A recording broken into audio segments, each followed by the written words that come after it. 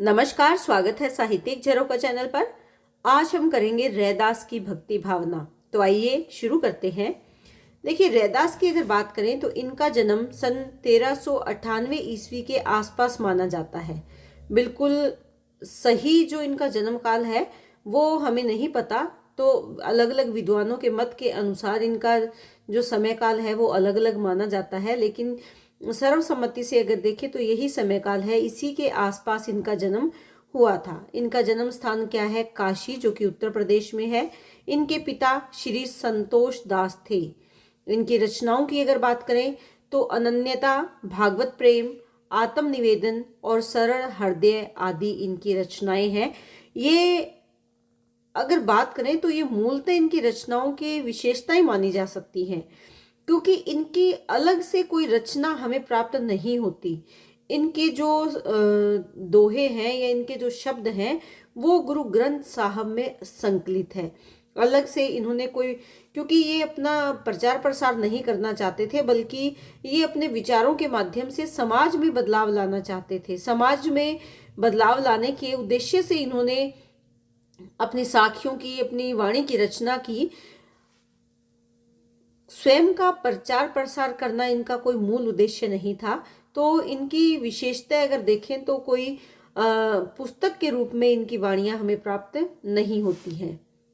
रैदास जी का जो मूल उद्देश्य था अपने काव्य के प्रति, वो क्या था? सामूहिक जन चेतना को जागृत करके शोषित मानवता में नवीन स्फूर्ति का संचार करने वाले उच्च कोटि के विनम्र संतों में इनका महत्वपूर्ण स्थान माना जाता है।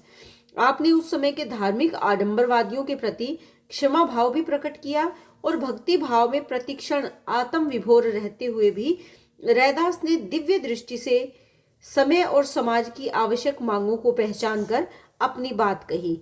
तो संत रैदास की रचनाओं की अगर बात करें तो उनमें जो मूल रूप से कुछ अगर मिलता है तो वो क्या है? भक्ति भाव है, जिसके दर्शन हमें होते हैं।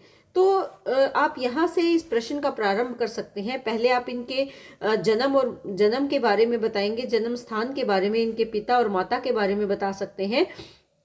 उसके पश्चात आप यहाँ से इनकी जो ये प्रश्न है उसकी शुरुआत या भूमिका के रूप में आप इस बात को प्रयोग में ला सकते हैं। इसके बाद बात करते हैं उनके भक्ति भाव की। अगर उनके भक्ति से संबंधित विचारों के बारे में जाने तो उनमें सबसे पहले हम मान सकते हैं कि आत्मा परमात्मा का ही अंश है। रैदास जी क्या मानते हैं कि आत्मा परमात्मा का ही अंश है और उसी में लीन हो जाती है। ये बिल्कुल वैसा ही विचार है जैसे कि कबीरदास ने, क्योंकि ये कबीर के विचारों से भी प्रभावित हैं। संत रैदास भारतीय अद्वैत वेदांत के समर्थक थे। अद्वैत का मतलब होता है अलग नहीं होना, दो ना होना। क्या नहीं? आत्मा और परमात्मा अलग अलग नहीं है। इसी मत पर इनके विचार यहाँ व्यक्त हुए हैं। इनके अनुसार आत्मा और ब्रह्म दोनों ही है, दोनों में कोई अंतर नहीं है। आत्मा माया में लिप्त होने के कारण ही जीव कहलाती है। माया क्या है? जो संसार में आकर मोह माया में लिप्त हो जाती है तो वो जीव के रूप में आ जाती है। जीव माया में लिप्त रहता है और नाशवान भी है, चंचल है, अस्थिर है। जो जीव है माया में लगा रहता है अपने जीवन भर।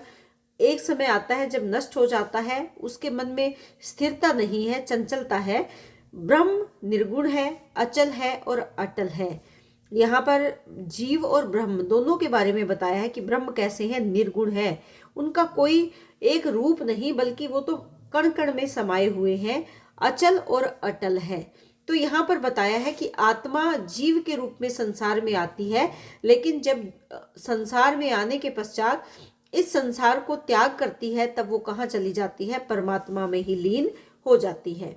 दूसरी अगर बात करें तो इन्होंने अपने काव्य के माध्यम से जाति पाति का विरोध किया है।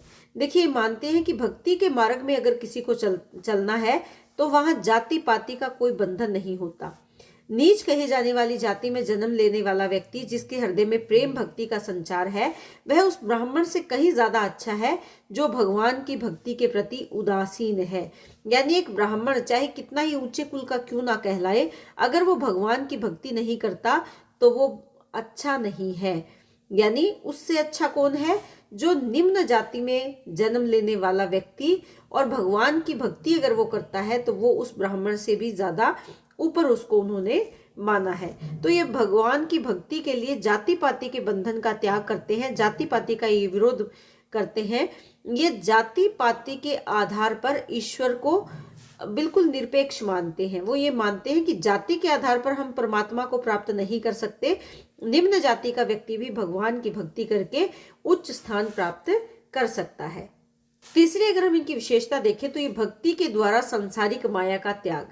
देखिए, जो रैदास जी वो मानते हैं कि जिन भक्तों ने ईश्वर प्रेम रूपी रस का पान कर लिया है उन्हें सांसारिक रस में कोई आनंद नहीं आता। वह तो अपने प्रेम रूपी रस में ही मग्न हो संसारिक माया रूपी विषाक्त आकर्षणों को खाई में खोई के समान फेंक देता है। यानी जो बेकार की वस्तु है उसको बेकार की वस्तु मानता है। किसको? माया रूपी जो विषैले आकर्षण है, यानी माया इस संसार में विषाक्त है, विषैली है, जीव इसके बंधन में बंधा रहता है। लेकिन जब वही जीव भक्ति के मार्ग पर चल पड़ता है तो वो माया को बेकार की वस्तु समझकर उसे फेंक देता है और इसी प्रकार वो संसारिक माया का त्याग कर सकता है। लेकिन किस मार्ग पर चलकर? केवल और केवल भक्ति के द्वारा ही संसारिक माया का त्याग किया जा सकता है। इसके बाद बात अगर करें समन्वय भावना की। देखिए, समन्वय का मतलब क्या होता है? एकता या समानता स्थापित करने का भाव। रैदास जी के भक्ति भाव में हम इस विचार को देख सकते हैं। ये मानते हैं कि भक्ति के क्षेत्र में जाति पाति का भेदभाव भ्रमपूर्ण है। यानी अगर भक्ति के बारे में हम बात करें तो वहां जाति पाति का कोई क्षेत्र नहीं है, जाति पाति का कोई स्थान वहां पर नहीं है। फिर भी वर्णाश्रम व्यवस्था पर टीका टिप्पणी न करके उन्होंने इस बात पर बल दिया कि भक्ति मार्ग पर चलने वाला हर व्यक्ति बराबर है, चाहे वह किसी भी जाति का हो या किसी भी व्यवसाय को करने वाला हो, चाहे वो कोई बहुत अच्छा व्यवसाय करता हो या बहुत निम्न स्तर का व्यवसाय करता हो। वो मानते हैं कि जो व्यक्ति भक्ति के मार्ग पर चल पड़ता है या भक्ति के मार्ग से ईश्वर प्राप्ति के रास्ते पर चल पड़ता है, वो ना तो जाति से निम्न है और ना ही व्यवसाय से। वो यहाँ पर जो समन्वय का विचार है, समानता स्थापित करना, किसमें? देखिए, इन्होंने कबीर की भांति वर्णाश्रम व्यवस्था का खुलकर विरोध नहीं किया, यानी टीका टिप्पणी नहीं की, लेकिन वो ये मानते हैं, उन्होंने इस बात को विशेष रूप से यह मान्य किया है कि भक्ति के मार्ग पर जो चल पड़ता है वो ना तो किसी जाति के बंधन में आता है, ना ही किसी व्यवसाय विशेष से जुड़ा हुआ व्यक्ति है।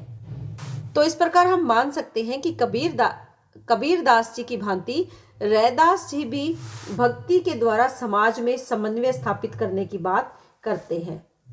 ईश्वर के प्रति समर्पण का भाव। देखिए, ईश्वर यानी परमात्मा के प्रति समर्पण का भाव क्या है? ये भाव बिल्कुल वैसा ही है जैसे पपीहे का भाव किसके प्रति? स्वाति की बूंद के प्रति। स्वाति नक्षत्र में ऐसे माना जाता है कि पपीहा जो पक्षी है वो स्वाति नक्षत्र में आने वाली बारिश की पहली बूंद का ही सेवन करता है अपनी प्यास बुझाने के लिए। तब तक वो एकाग्र भाव से उस बूंद की प्रतीक्षा करता है, उस बारिश की प्रतीक्षा करता है जो स्वाति नक्षत्र में होनी है। तो यहाँ पर वैसा ही भाव अपने भगवान के प्रति होना चाहिए, यानी ऐसे समर्पण का भाव जैसे कि पपीहे का स्वाति नक्षत्र की बारिश या उस बूंद के प्रति है, वैसा ही भाव एक भक्त में अपने भगवान के प्रति होना चाहिए। प्रेम ही सर्वोपरि है और भक्त को निरंतर भगवान की उपासना में लगे रहना चाहिए। ईश्वर के लिए एकाग्र होकर प्रतीक्षा हमें करनी चाहिए। बिल्कुल उदाहरण दिया है पपीहे का कि पपीहे की भांति हमें अपनी एकाग्रता को बनाए रखना चाहिए। ये समर्पण का भाव ही है जो हमें ईश्वर से मिला सकता है। तो यहाँ पर ईश्वर के प्रति समर्पण भाव को उन्होंने अभिव्यक्त किया है। इसके बाद है दास्य भाव की भक्ति। देखिए, रैदास की जो भक्ति है वो दास्य भाव की भक्ति है। ये स्वयं को भगवान का दास मानते हैं, इसे दास्य भाव की भक्ति कहते हैं। यानी जब अपने भगवान को अपना स्वामी और खुद को उसका सेवक माने, वहां कौन सा भाव आ जाता है? दास्य भाव आ जाता है। कहते हैं जहां भक्त अपना सब कुछ त्याग कर अपने प्रभु को समर्पित कर देता है वहां उसका कुछ भी नहीं रह जाता। यही भाव क्या है? दास्य भाव है। तो रैदास के जो अधिकतर इनके जो दोहे हैं, इनके जो पद हैं, उनमें दास्य भाव की अभिव्यक्ति इन्होंने की है। इसके बाद आप पॉइंट बना सकते हो भक्ति बहुमूल्य रतन रूप में। भक्ति जैसा हीरा बड़े यत्नों से मिलता है, रैदास जी के ऐसे विचार हैं। उसे छोड़ने से किसी अन्य संसारिक माया मोह की ओर चित्त लगाने वाला व्यक्ति यमलोक ही जाएगा। अगर इस रत्न को छोड़ देंगे तो वो व्यक्ति कहाँ जाएगा? यमलोक में ही जाएगा, अर्थात उसे मोक्ष की प्राप्ति नहीं होगी। उसे स्वर्ग या इस संसार से मोक्ष की कामना नहीं करनी चाहिए। अर्थात संसार में केवल ईश्वर भक्ति ही ऐसी अमूल्य वस्तु है कि उसके सामने सभी सांसारिक वस्तुएं फीकी है। तो यहाँ पर ये भक्ति को बहुमूल्य रत्न के रूप में देखते हैं, जिससे ये मानते हैं कि संसार में आकर जिसने रत्न प्राप्ति का प्रयास नहीं किया वो जन्म मरण के चक्र में ही फंसा रहेगा, संसारिक मोह माया में ही फंसा रहेगा, या उसे यमलोक में ही स्थान मिलेगा। स्वर्ग या मोक्ष की प्राप्ति के लिए हमें इस बहुमूल्य रत्न को प्राप्त करने का प्रयास करना चाहिए। इसके बाद है माया का त्याग। देखिए, अगर भक्ति के मार्ग पर चलना है तो माया का त्याग करना ही पड़ेगा। माया उसे नहीं सताएगी जो भक्ति के सच्चे मार्ग पर चलता है, क्योंकि तब भक्त अपने ईश में विलीन हो चुका होगा। ये भक्ति साधना की उच्चतम स्थिति है, जहाँ भक्त ब्रह्म को पहचान कर उसमें एकाकार हो जाने का अनुभव करने लगता है। यानी जब भक्त और ब्रह्म दोनों एकाकार हो जाएंगे तो माया अपने आप पीछे रह जाएगी, माया का त्याग हो जाएगा। लेकिन इस एकाकार को बनाने के लिए या स्वयं को अपने प्रभु या ईश्वर में एकाकार करने के लिए हमें इस संसारिक माया का त्याग करना ही पड़ेगा। और ये कब हो सकता है? जब हम भक्ति के सच्चे मार्ग पर चल पड़ेंगे, तब अपने आप ही संसार से हमारा मोह माया जो हमारा भ्रम है वो पीछे छूट जाएगा और हम ईश्वर से अपना एक विशेष संबंध स्थापित करके उसी से एकाकार हो जाएंगे। तो यहाँ पर रैदास जी मानते हैं कि हमें इस संसार को त्याग देना चाहिए अगर हमें अपने ईश्वर या अपने प्रभु की प्राप्ति करनी है। इसके बाद आप पॉइंट बना सकते हो कि भक्त को सर्वोपरि स्थान। देखिए, कवि भक्त की महत्ता बताते हुए कहते हैं कि पंडित वीर छत्रपति राजा कोई भी क्यों ना हो, वह भक्त की बराबरी नहीं कर सकता। भक्त तो इन सबसे ऊपर है।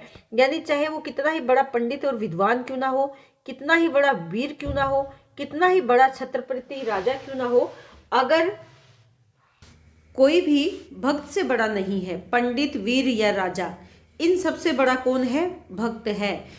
क्यों? क्योंकि वो संसारिक माया का त्याग करके अपने भगवान से जब एकाकार हो जाता है तो उसी भक्त को इन्होंने सर्वोपरि या सबसे ऊपर स्थान दिया है। उसके बाद है भक्त व भगवान में संबंध। देखिए, भक्ति के द्वारा ही भक्त अपने भगवान से संबंध बना सकता है और ये संबंध इन्होंने अलग अलग ढंग से स्पष्ट करने का प्रयास किया है। वो ये स्पष्ट करते हैं कि अगर ईश्वर चंदन है तो भक्त पानी के समान है, अगर ईश्वर बादल है तो भक्त मोर के समान है, अगर ईश्वर दीपक है तो भक्त उसमें जलने वाली बाती के समान है, अगर ईश्वर मोती है तो भक्त धागा है, अगर ईश्वर चांद है तो भक्त चकोर है, अगर ईश्वर सोना है तो भक्त सुहागा है। यानी भक्त और भगवान में अटूट संबंध स्थापित करने का इन्होंने प्रयास किया है। और ये संबंध कैसे स्थापित किया जा सकता है? केवल भक्ति के द्वारा ही संबंध स्थापित किया जा सकता है। वो अपने ईश्वर को कभी चंदन की उपमा देते हैं, कभी घन की उपमा देते हैं, कभी दीपक, कभी मोती, कभी चांद और कभी सोने के समान उसको बताते हैं। तो यहाँ पर आपको ये बात ध्यान में रखनी है कि रैदास ने अपने ईश्वर को अलग अलग उपमाएं दी है, उसी प्रकार भक्त को भी उसके साथ संबंध स्थापित करने का प्रयास इन्होंने किया है। अब बात करते हैं काव्य भाषा की। देखिए, रैदास ने अपनी काव्य रचनाओं में मूलतः ब्रज भाषा का प्रयोग किया है, लेकिन इसमें कहीं कहीं अवधी भाषा की शब्दावली भी है। वैसे यहाँ अरबी और फारसी भाषा के शब्दों का प्रयोग भी देखा जा सकता है, क्योंकि ये समयकाल कौन सा है? जब हमारे यहाँ पर मुगल शासन था, उस समय रैदास का समयकाल है। तो यहाँ पर अरबी और फारसी भाषाएं भी प्रचलित थी। तो ब्रज भाषा के साथ साथ अवधी की शब्दावली है और कहीं कहीं अरबी और फारसी भाषा के शब्दों का प्रयोग भी इन्होंने किया है। तो इसी के साथ उम्मीद करती हूँ कि ये आपका जो प्रश्न है, एक बड़ा प्रश्न आप इससे तैयार कर सकते हैं। मैंने यहाँ पर पॉइंट को बहुत ज़्यादा विस्तार देकर मैंने नहीं बताया, क्योंकि इससे वीडियो और ज़्यादा लंबी हो जाती। तो आप इसको जब पेपर पर लिखेंगे तो इन्हीं पॉइंट्स को थोड़ा और ज़्यादा विस्तार देकर अगर करेंगे तो आपका प्रश्न बहुत अच्छा तैयार होगा। और मैं आपसे एक बात और कहूँगी कि अंत में निष्कर्ष ज़रूर लिखें, कि निष्कर्ष में कहा जा सकता है कि रैदास जी जो निर्गुण काव्यधारा है उसमें, या कह सकते हैं कि कबीर की तरह समाज को सुधारने, समाज में जो है समन्वय स्थापित करने, या समाज में भाईचारे की भावना स्थापित करने, अन्याय को नष्ट करने, या समाज में एक सुचारू व्यवस्था चलाने के लिए इन्होंने अपने काव्य का सहारा लिया और इसके माध्यम से लोगों को प्रेरित करने का प्रयास इन्होंने किया है।